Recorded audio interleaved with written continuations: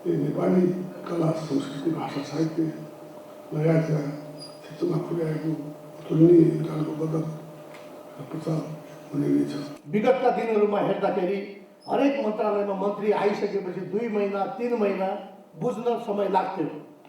तर म आइसकेपछि मैले तीव्रताका साथमा विगतमा 104 दिनदेखि भएको त्यो तालाबन्दी नेपाल एयरलाइन्सको अफिसमा त्यो तालाबन्दी मैले खुलाउने कामहरू गरेँ। त्यसपछि गएर पिसिआरमा व्यापक अनियमितता भएको कुरा थियो, त्यसलाई मैले चाहिँ नियन्त्रण गरेँ सम्माननीयजीको निर्देशन बमोजिम। त्यसपछि जति पनि विदेश जाने हाम्रा श्रमजीवी मजदुरहरूलाई को निमित्त एउटा छुट्टै विश्राम घरको निर्माण गर्ने भनेर मैले निर्देशन दिइसकेको छु। त्यति मात्र नभएर आज हरेक व्यक्तिहरूले के भन्न थालेका छन् भन्दा प्लेन भन्दा ट्याक्सी महँगो भयो भन्ने खालको गुनासो आएको हुनाले अब हामी एउटा सटल बस छिटै डोमेस्टिक एयरपोर्टमा र इन्टरनेसनल एयरपोर्ट काठमाडौँमा 4वटा सटल बस हामी सञ्चालन गर्दैछौँ। नेपाल नागरिक उड्डयन प्राधिकरणले निःशुल्क हामी चाहिने त्यो सटल बस सेवा सञ्चालन गर्दैछौँ। अन्तर्राष्ट्रिय क्षेत्रमा नेपाललाई चाहिँ उठाउनुको निमित्त, नेपालको गौरव बढाउनुको निमित्त एउटा वीरेन्द्र प्रज्ञा पुरस्कार भन्ने एउटा विदेशीहरूको निमित्त, नेपालको निमित्त, नेपालको गौरव, नेपालको प्राज्ञिक क्षेत्र, नेपालको सांस्कृतिक क्षेत्रको निम्ति अध्ययन अन्वेषण गर्नेहरूलाई वीरेन्द्र प्रज्ञा अलङ्कार दिने चलन थियो तपाईँको। यो पनि तपाईँ हराएर गयो। हामीले ठुल्ठुलो मान्छेले 5-6 जनालाई दिए, पछि चाहिँ यो पनि छोडियो तपाईँको। यस्तो नहोस् भनेर त्यो किताब अन्तर्राष्ट्रिय क्षेत्रमा कमसेकम यो नेपाल काम गर्ने सौभाग्य पाएको थिएँ। र 2028 सालमा 27-28 सालतिर यारी पिसिदिएको कर्णाली अञ्चलमा गएर एउटा टोलीले लिएर यो कर्णाली लोक संस्कृतिको अध्ययनमा नेपाली भाषाको वित्पत्ति थलोमा काम गर्ने सौभाग्य पाएको थिएँ। र त्यही बेला आजभन्दा 50 वर्ष अगाडि मैले टोली लिएर गएको थिएँ 5 जनाको। ती टोलीको अन्तर्गत त्यही ठाउँ बसेर महिना दिन बसेर फर्केर आएपछि 5वटा भोलुम 5 जनाले first part, second part, third part, fourth part, fifth part गरेर निकालेका थियौँ। यारी पपुलर हो, जारी भयो। त्यसबाट देशको राजनीतिक कुरालाई त्यहाँ छोड्यौँ। हामीको मुख्य काम त कल्चर प्रज्ञा नै हो। त्यसो भएको हुनाले त्यो बेला त्यो कर्णाली अञ्चलको पिसिदिएको उसमा त्यो किताब निस्किएपछि निकै ठुलो हलचल भयो। यो ज्यादै राम्रो पनि भयो। त्यो एउटा कुरो यहाँ मैले भन्न पुगेको आजको यसमा के हो भने, तर त्यो प्रज्ञा बेला त्यो बेला प्रेरणा र प्रोत्साहन दिनको निमित्त जुनसुकै किताब राम्रै भए पनि एकपटक भने त्यसको पुनरावृत्ति दोस्रो पटक छाप्ने चाहिँ चलन थिएन, नियमै थिएन। त्यसो भएको हुनाले त्यो 5वटा भोलुम त्यो बेला 50 वर्ष अगाडि चाहिँ छापियो। त्यसपछि त्यो किताब छापिएन। र त्यो किताब यति महत्त्वपूर्ण भयो कि खास गरेर राष्ट्रको निमित्त, यो खास गरेर सांस्कृतिक क्षेत्रबाट देशलाई माथि उठाउनुको निमित्त, देशको निमित्त, देशको सह-अस्तित्व, समन्वय र समावेशीकरणको निमित्त कल्चरले खेल्ने भूमिका ज्यादै माथिल्लो तहको हुन्छ भन्ने कुरो दर्शाइराखेको भएको हुनाले यति बेला सोसियल साइन्स भयो भने एउटा अर्को एउटा संस्था प्राइभेटले अहिले त्यो 5वटा भोलुम अहिले भर्खर 50 वर्षपछि निकाल्यो। मैले भन्नु खोजेको कुरो के हो, राम्रो कुरोको पब्लिकेसनको निमित्त यस्ता किसिमको पब्लिकेसनको नियमहरू पुरानो नियम भए तापनि त्यो आम्दानी नहुने, फाइदा नै हुने, जस्तो अहिले बृहत शब्दकोश एकाडेमीले निकालेको छ। वास्तवमा त्यो बेला त्यसको सम्पूर्ण अधिकार एकाडेमी नै काम गरेको, एकाडेमीकै पैसा, एकाडेमीकै श्रम, एकाडेमीकै तपाईँको विद्वानहरूको पनि गरेर किताब चाहिँ यो बृहत कोष त निस्क्यो। तर त्यो कोषको सम्पूर्ण अधिकार चाहिँ त्यो बेला का भाइस चान्सलर बालचन्द्र शर्माले एकलौटी आफैले लिएको हुनाले उनलाई 60-70,000 रोयल्टी तिर्नु पर्थ्यो एकाडेमीको तपाईँको त्यस बेलाको जम्मा 10 लाख रुपियाँ आउँथ्यो। 10 लाख रुपियाँ सम्पूर्ण कलाकारहरू, सम्पूर्ण तपाईँको विद्युतजनहरू, प्राज्ञहरूको निम्ति तलब दिएर सारा कुरो गर्नु पर्थ्यो। त्यति ज्यादा त्यसको कोर्स आयस्कोर थिएन त्यसो भए हुनाले पछि हामीले यो कोर्स एकाडेमीले नै गरौँ नि होला, एकाडेमीको एउटा कोर्स हामीले किन नबनाउनु भनेपछि त्यो बेलाको अहिलेको प्रेस शब्दकोश त्यो बेला चाहिँ बनेको हुनाले अहिले सबभन्दा कोर्स आम्दानी गर्ने किताबै थियो विदेश शब्दकोश। अरू चाहिँ तपाईँको बिजोले सान्ना साध्ने भएको हुनाले हुन त अहिले सुन्छु विचारो त पुरानो पनि अब छाप्ने भने सुरु गऱ्यो भनेर भन्छु भन्ने कुरा चाहिँ सुने नै। अब एकाडेमीको एउटा कोर्स किताबको बिक्रीबाट पनि निकै हुने भएको हुनाले सरकारी उसको बजेटको मात्र होइन कि आफ्नै उसबाट पनि आम्दानी गर्न सक्ने भएको हुना जसरी यो ग्रेड कोर्सले आम्दानी गरिराखेको छ, कसैलाई रोयल्टी तिर्नु पर्दैन, आम्दानी चाहिँ आफ्नै हुन्छ। ती तरिकाले स्वावलम्बी तरिकाले पनि एकाडेमी निकै माथि जान सकिन्छ भन्ने कुरो मेरो आफ्नो विचार। अर्को एउटा कुरो के हो भने आजको यो प्रविधिमा यति राम्रो अहिलेको भर्खर यो वेबको बारे यताउतिको जुन अहिले हामी देख्यौँ यताउतिको यसको प्रचार भइराखेको छ, यो पनि ठुलै एउटा काम हो। त्यसमध्येमा यो परिचय पत्र पनि पाइयो। हुन त यो अब यतिका वर्षपछि बल्ल अब एकाडेमी काम गरेर त्यति गरेपछि यसको विचार आएन। अहिले नयाँ तरिकाले यो पनि एउटा परिचय पत्र अहिले चाहिँ हाम्रो क्यान्डिडेटले कुलपतिजीले भन्नुभयो चाहिँ यसको काम चाहिँ एउटा यसको मर्यादा, यसको प्रतिष्ठा यसले ठुलो काम दिनेछ भनेर चाहिँ लागेको छ।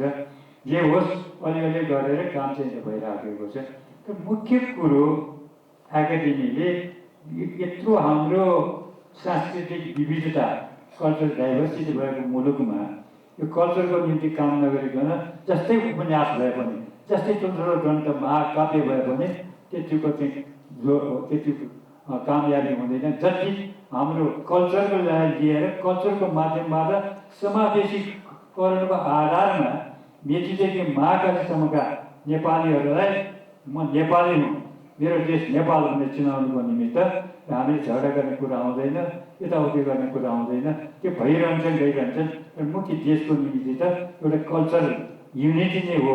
कल्चर युनिटी भएपछि त्यो समावेशीकरणमा देश चाहिँ उँभो लाग्छ जस्तो मलाई लागेको भएको हुनाले अध्ययन अन्वेषणको फाँटमा कल्चरको फाँटमा यहाँ प्रज्ञा भवनमा मात्रै होइन, जसरी मैले आफ्नै यो काम गरेर देखाएँ 50 वर्ष अगाडि त्यत्रो दुर्गम क्षेत्रमा पनि महादुर्गम क्षेत्रमा गएर हामीले महिनौँ दिन त्यहाँ काम गरेर त्यहीँको अन द स्पोट स्थलगत अध्ययन गरेर केही कुरा ल्याएँ नेपालको निम्ति।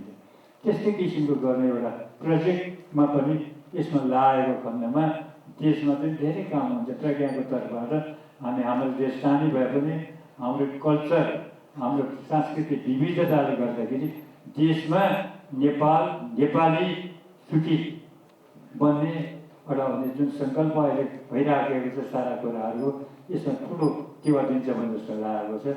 यो काममा यो क्षेत्रमा पनि दृष्टि दिएर केही अगाडि बढ्न सकेको खण्डमा पुरानो मात्र होइन नयाँ पनि गर्ने, तर पुरानोलाई छोडेर नयाँ मात्र होइन कि मुख्य चाहिँ देशीको कुरा आउँछ। अध्ययन अन्वेषण रिसर्चमा लागिसकेकोमा धेरै राम्रो गर्छ जस्तो लाग्यो। अर्को एउटा कुरो प्रज्ञाको क्षेत्रमा हामी यो त्यो नभनौँ, बाहिरका मान्छेलाई पनि विद्वानहरूलाई पनि अन्तर्राष्ट्रिय क्षेत्रमा नेपाललाई चाहिँ उठाउनुको निमित्त, नेपालको गौरव बढाउनुको निमित्त एउटा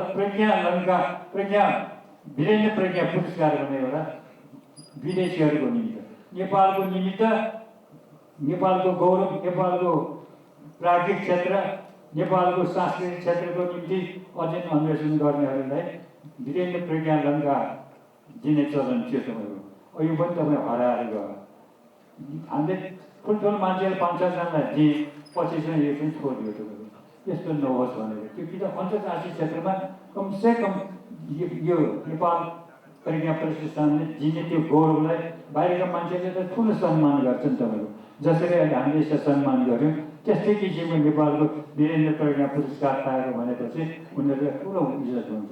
यस्ता राम्रो राम्रो कुराहरू थाहा नै भयो त्यो पनि ड्रप हो। त्यस्तो नयाँ नयाँ कुराहरू यति बेला यो हाम्रो यो नयाँ नेपालको निमित्त यी सारा कुराहरूको विचार गर्नु पनि राम्रो हुन्छ। त्यसमा अब अलिक पहिलेको पुराना अनुभवी मान्छेहरूलाई बोलाएर टाइममा बोलाएर छलफल गरेर के गर्नुपर्छ कसो गर्नुपर्छ भनेर धेरै राम्रो हुन्थ्यो। त्यो सम्बन्धै छैन। अब हामी चाहिँ आएर आजीवन सदस्य छ कहिले पनि बोलाउँदैन के गर्ने आजीवन सदस्य घरमा बस्यो त्यति धन ताप्यो के गर्ने त्यसै हुन्छ। कमसेकम भए पनि आफूले जानेको विचार शब्द भनिदिने बोल्ने सुझाव दिने के यो गर्ने भन्यो भने धेरै राम्रो हुन्छ। एउटा गेट टुगेदर जस्तो भन्नुहुन्छ। यस्तो किसिमको नयाँ नयाँ कार्यक्रमहरू ल्याइदिएको भए यो प्रविधिले जति हामीलाई अगाडि बढाए त्यही तरिकाले यी प्राज्ञिकहरू प्राज्ञिक क्षेत्रमा पनि प्राज्ञहरूको पनि सदुपयोग काम दिने चाहिँ हुन सक्ने भन्ने चाहिँ मेरो आफ्नो विचार। जे होस् अलिअलि गरेर भए तापनि यो प्रज्ञा प्रतिष्ठान अगाडि बढिराखेको छ। अहिले चाहिँ सम्माननीय कुलपतिज्यूको संरक्षकज्यूको निर्देशनमा अब केही न केही यो नयाँ काम गरेर देखाउन पाएको खण्डमा धेरै राम्रो होला जस्तो मलाई लागेको छ। यही मेरो शुभकामना छ। यो लम्कोस् बढोस्। यसले चाहिँ राष्ट्र र राष्ट्रको निमित्त नेपाल र नेपालीको निमित्त धेरै राम्रो काम गर्न सकोस् र अन्तर्राष्ट्रिय क्षेत्रमा पनि राष्ट्रिय मात्र क्षेत्रमा मात्र होइन अन्तर्राष्ट्रिय क्षेत्रमा पनि नेपालले प्राज्ञिक आफ्ना सृजनशील प्रतिभालाई दर्शाएर केही न केही काम गर्न सकोस् र विश्व साहित्यमा नेपालको पनि ठुलो नाम होस् भन्ने कुरा शुभकामना व्यक्त गरी विश्वको इन्टरभ्यू आउँछु। धन्यवाद। सर्वप्रथम त लेखक परिचय पत्र प्राप्त गर्नुहुने आदरणीय व्यक्तित्वहरूलाई म हार्दिक बधाई पनि भन्न चाहन्छु। नेपाल प्रज्ञा प्रतिष्ठानको स्थापना 2014 साल असार 19 गते नेपालको भाषा साहित्य कला संस्कृति दर्शनशास्त्र र सामाजिक शास्त्रका साथै विज्ञान प्रविधिको समेत अध्ययन गर्ने अनुसन्धान गर्ने राष्ट्रिय तथा अन्तर्राष्ट्रिय स्तरका प्राज्ञिक विचार गोष्ठीहरू गर्ने कार्यशाला र नेपाली शब्दकोशको एप निर्माण गरी संसारभरिका नेपालीहरूलाई आफ्नो हातमा रहेको मोबाइलबाट नेपाली शब्दहरू जान्ने र सिक्ने अवसर प्रदान गरेको छ। हालको बुकिङ र भाडा भुक्तानी अनलाइनको माध्यमबाट गर्ने व्यवस्था मिलाएर नेपाल प्रज्ञा प्रतिष्ठानले आफूलाई प्रविधिसँग जोडेको पनि छ। यस 36औं बैठक गत वर्षका वार्षिक कार्यक्रम र आय व्ययका विवरणलाई छलफल गरी अनुमोदन गर्ने र चालु आवाको वार्षिक नीति योजना र कार्यक्रमलाई पारित गर्ने कार्यक्रम सफलता मिलोस् भन्ने म शुभकामना पनि व्यक्त गर्न चाहन्छु। र सांस्कृतिक पर्यटन तथा नागरिक उड्डयन मन्त्रालय भएको हुनाले आज यस भव्य समारोहको बिचमा सम्माननीय प्रधानमन्त्रीज्यू यही उपस्थित हुनुहुन्छ। थोरै मैले यो मन्त्रालय सम्हालिसकेपछि यो मन्त्रालय सरकारको महत्त्वपूर्ण अङ्ग भएको हुनाले यो मन्त्रालयमा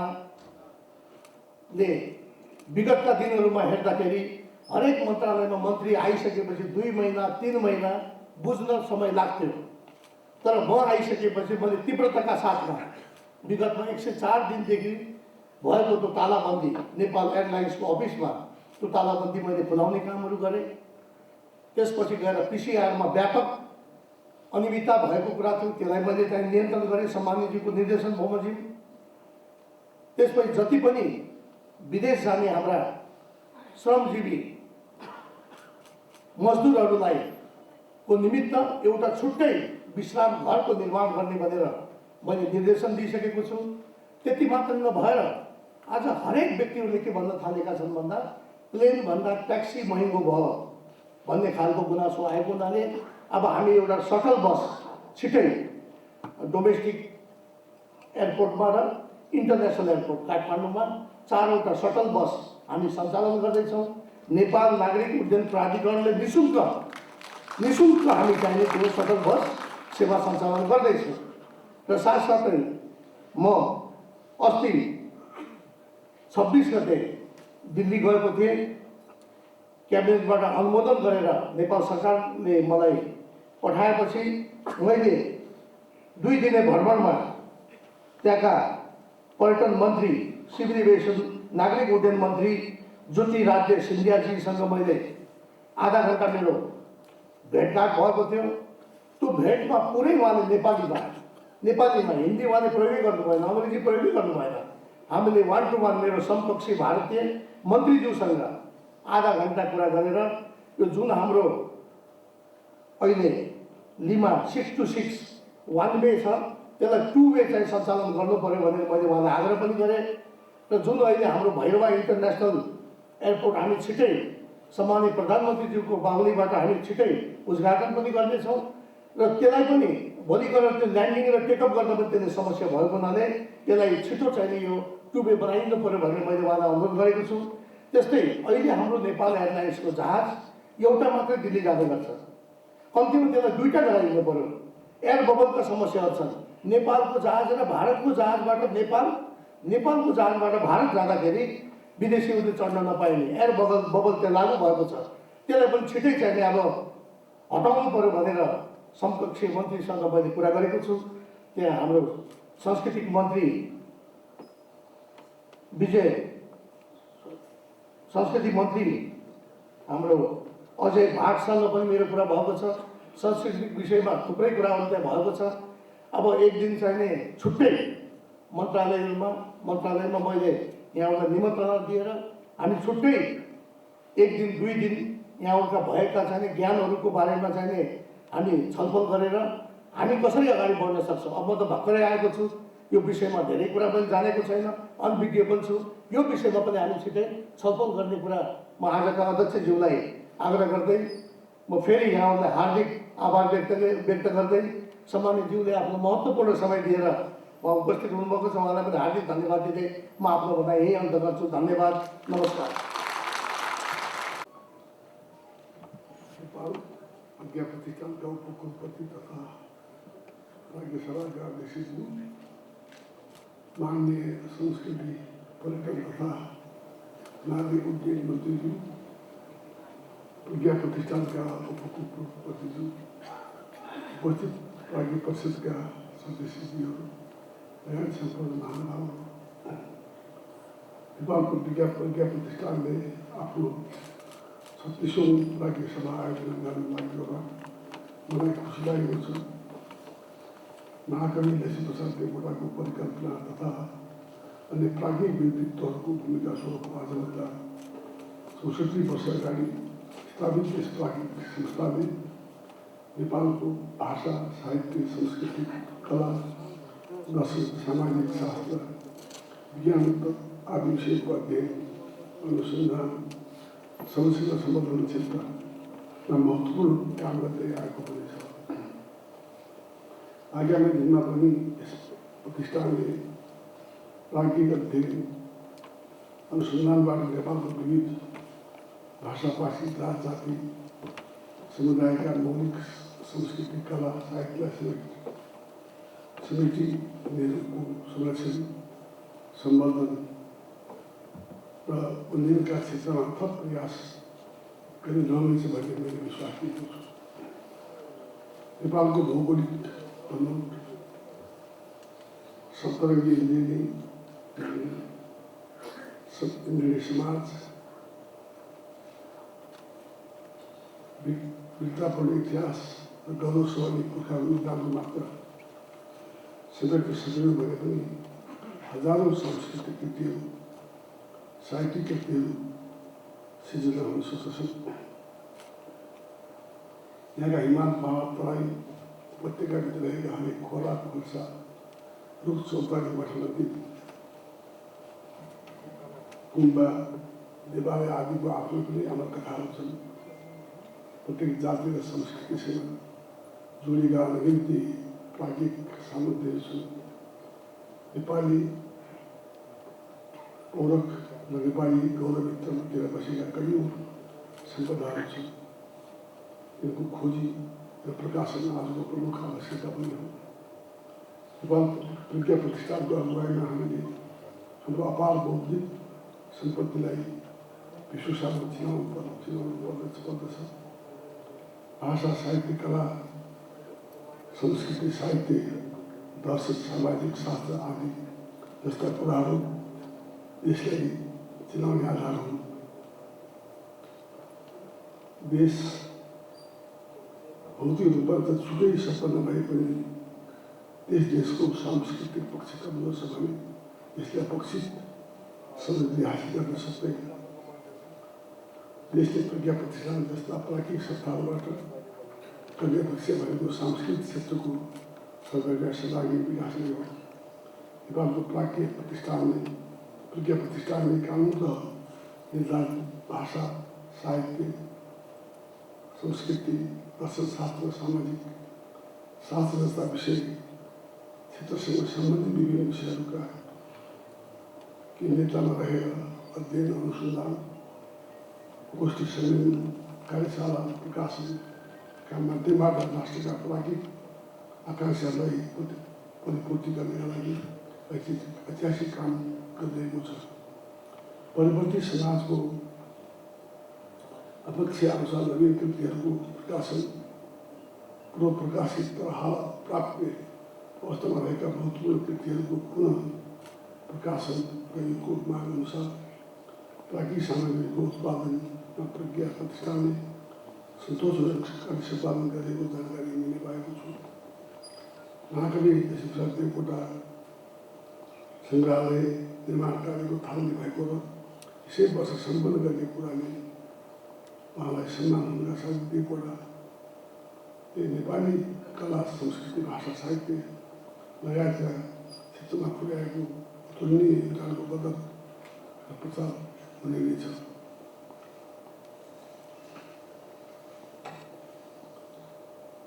म प्राज्ञ सभाको 36औं बैठकको समुद्घाटन समारोहमा प्रतिष्ठानले हालसम्म सम्पन्न गरेका कामका लागि हार्दिक बधाई दिन चाहन्छु र आगामी योजनाहरू पूर्णताका लागि पनि हार्दिक शुभकामना व्यक्त गर्न चाहन्छु। साथै यस बैठकले नेपालको सांस्कृतिक समृद्धिका लागि दूरगामी प्रभाव पार्ने किसिमका महत्त्वपूर्ण निर्णयहरू गर्नेछ भन्ने पनि मैले विश्वास लिएको छु। प्रज्ञा प्रतिष्ठानले अगाडि सारेका यस्ता प्राज्ञिक कामहरूमा नेपाल सरकारको तर्फबाट सदैव साथ सहयोग सद्भाव रहिरहनेछ। अन्त्यमा नेपाल प्रज्ञा प्रतिष्ठानको 36औं प्राज्ञ सभामा मलाई पनि आमन्त्रण गर्ने केही विचार व्यक्त गर्ने मौका प्रदान गर्नुभएकोमा प्रज्ञा प्रतिष्ठान प्रभावप्रति म आभार व्यक्त गर्न चाहन्छु। साथै अहिले पनि विश्वव्यापी महामारीको रूपमा फैलिएको कोरोना भाइरस कोभिड-19 को प्रभाव समाप्त नभइसकेको हुनाले खेलमा सचेत रहनका लागि पनि हार्दिक अनुरोध गर्दछु। प्रज्ञा प्रतिष्ठानको यस ऐतिहासिक दिनमा सम्पूर्ण प्राज्ञ, लेखक, साहित्यकारहरूको हित र उन्नतिको अपेक्षाका साथ नेपाल प्रज्ञा प्रतिष्ठानको 36औं प्रज्ञा सभाको पूर्ण सफलताको पनि हार्दिक कामना गर्दछु। धन्यवाद। जय नेपाल।